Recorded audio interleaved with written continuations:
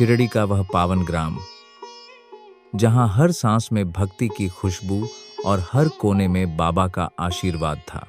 यहीं एक भक्त के मन में उठी एक दिव्य प्रेरणा, साईं बाबा के जीवन और लीलाओं को कलमबद्ध करने की।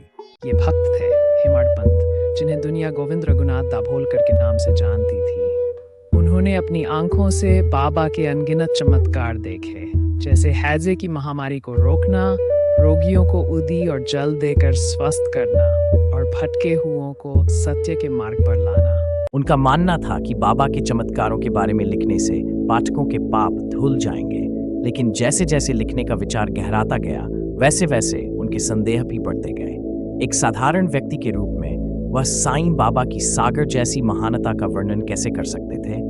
क्या ये एक छोटे से प्याले से समुद्र को नापने या पूरे आकाश को कपड़े के एक टुकड़े से ढकने जैसा नहीं था? क्या आप जानते हैं कि श्री ज्ञानेश्वर महाराज ने एक बार क्या कहा था?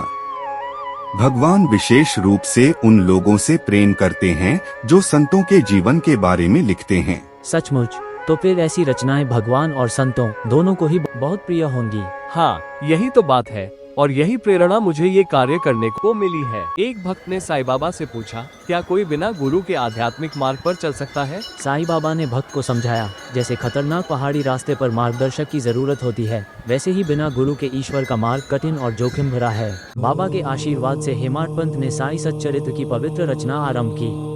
प्रत्येक शब्द में भक्ति का रस था, प्रत्येक पन्ना बाबा के संदेश को संसार तक पहुँचाने की एक सीढ़ी बन गया। मैं मात्र एक माध्यम हूँ, यह लेखनी बाबा की कृपा से ही चल रही है।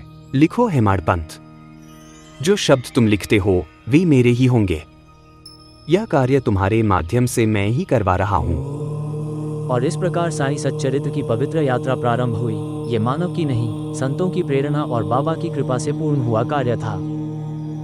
साईं सच्चरित्र केवल एक ग्रंथ नहीं रहा, ये हर घर में आस्था का दीपक बन गया। मंदिरों में भक्तों ने प्रेम से पुष्प अर्पित किए और हर प्रार्थना में बाबा की उपस्थिति अनुभव की। एकांत हो या संगत, मौन हो या भजन, बाबा के शब्द हर उस हृदय को छू गए जिसने इस ग्रंथ को खोला।